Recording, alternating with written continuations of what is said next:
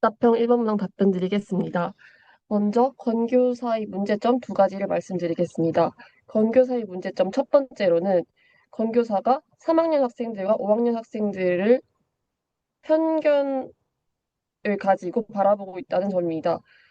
즉, 제시문에 따르면 5학년 학생들이 말을 듣지 않아 싫다고 하고 있으며 3학년 학생은 말을 잘 듣기 때문에 맡아서 기쁘다고 하는 점에서 권교사가 편견을 가지고 학생들을 바라보고 있다는 점을 알 수 있습니다. 다음으로 문제점 두 번째입니다.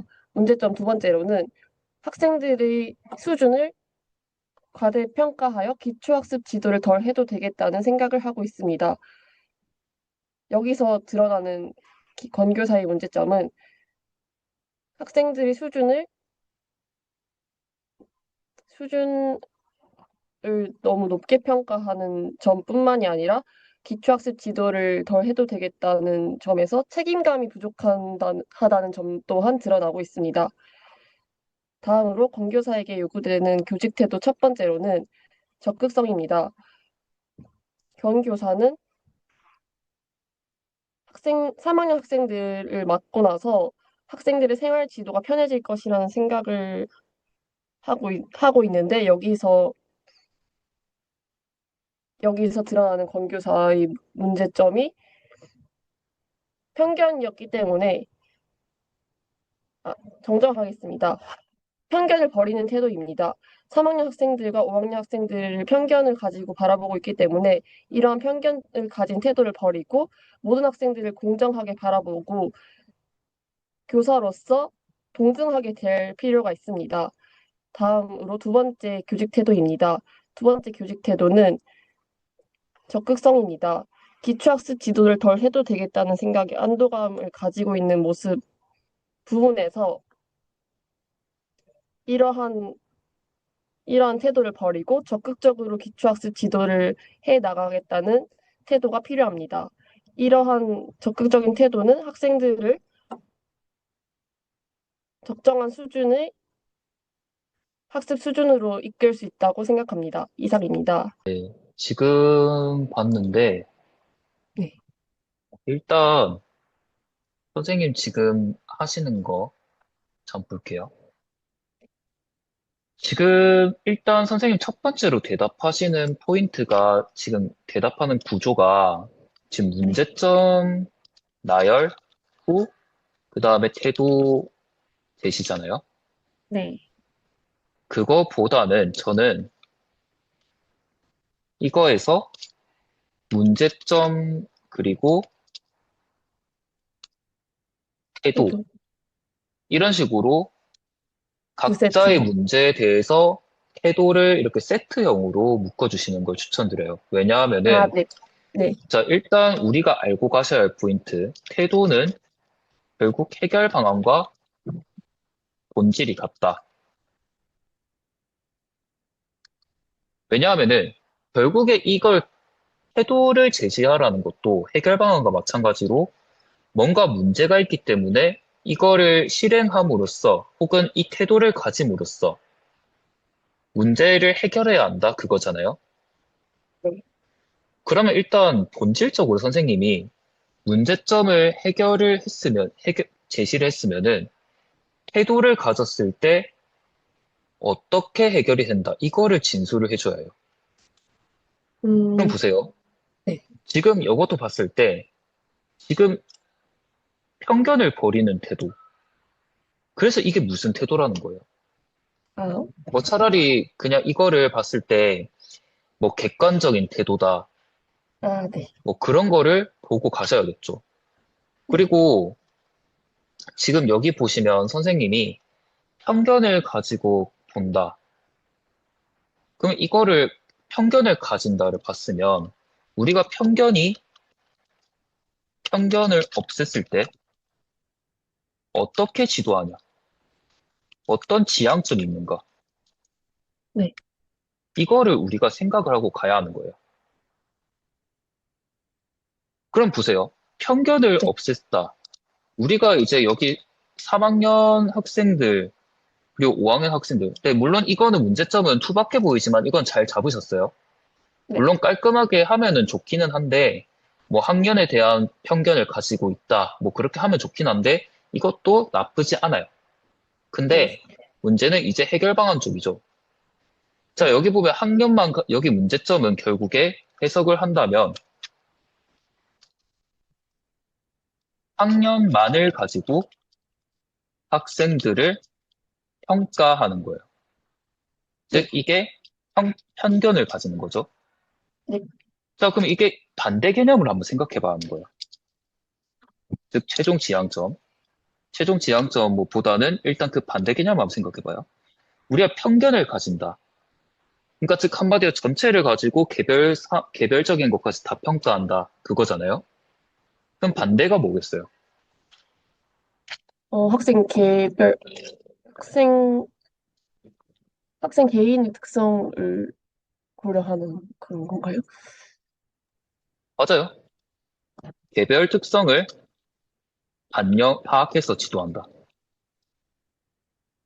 이거를 가져야 하는 거예요.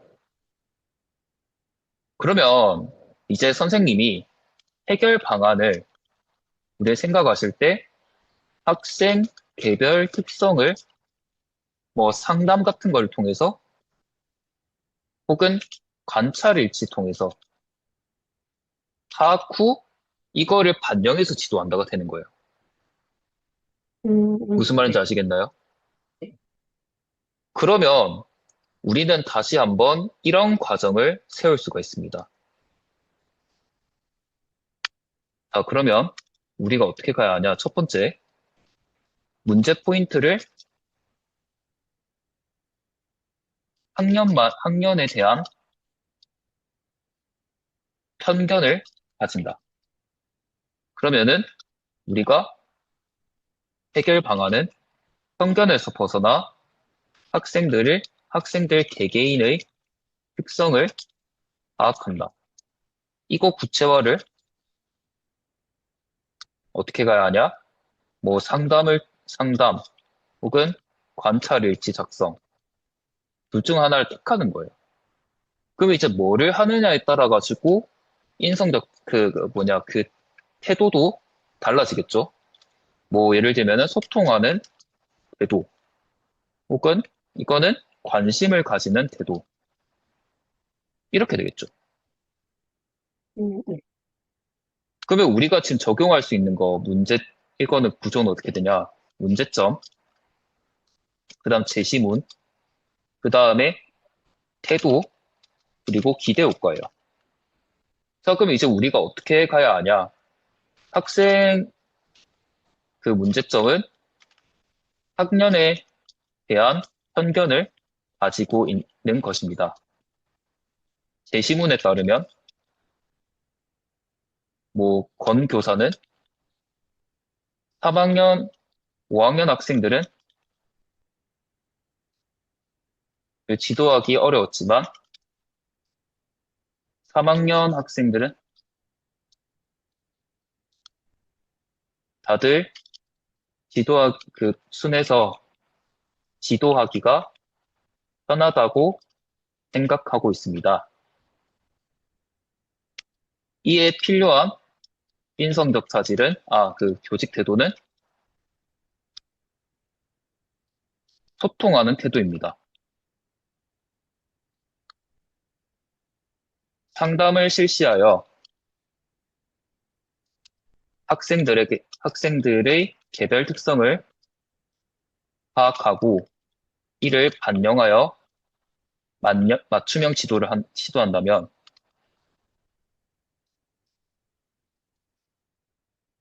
더욱더 원활하게 학급을 경영할 수 있을 것입니다.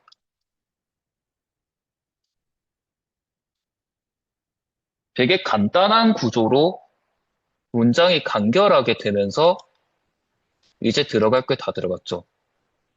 여기에 보시면은 상담을 실시한다. 이게 보면은 여기 앞서 얘기했던 해결 방안이고, 그 다음에 이 해결 방안과 관련된 교직 태도, 그리고 문제점, 편견. 제시문에 있는 걸 싹 다 들어가죠. 네. 이제 이런 식으로 문제점을 다 적용을 하는 거예요. 이해가 가셨나요?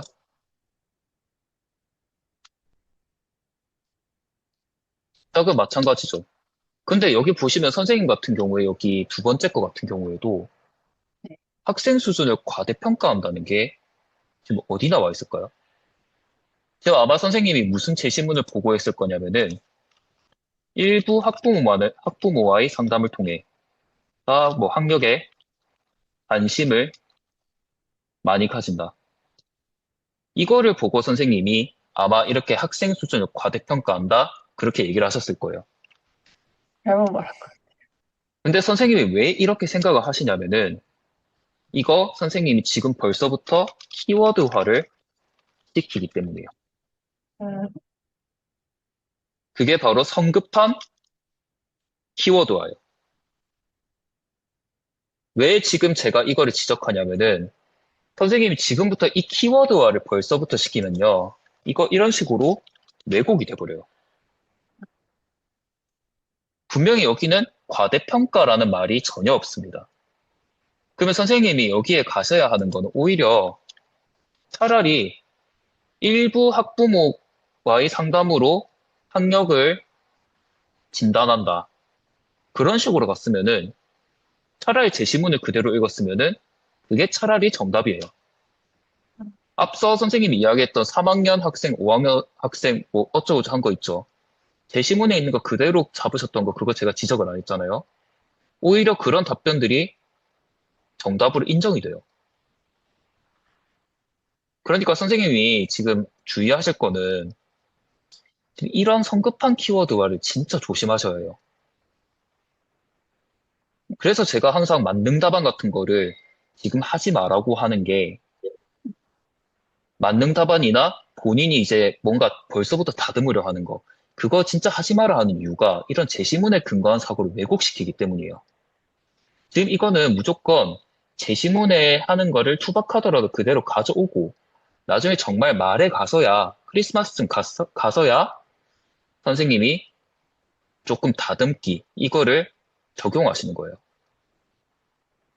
그럼 보세요. 음, 이렇게 일부 학부모가 학력에 관심이 많다. 이렇게 했으면은 차라리 뭐 모든 학부모와 상담을 통해서 파악한다든지 혹은 학생들을 학생들 전체를 파악한다. 차라리 이런 식으로 가는 게 낫다고요. 그래서 저 같은 경우에 어떻게 하냐? 일부 학부모 이걸 해가지고 전 우선 해결 방안을 뭘로 이렇게 하냐? 첫 번째, 진단평가를 실시해요.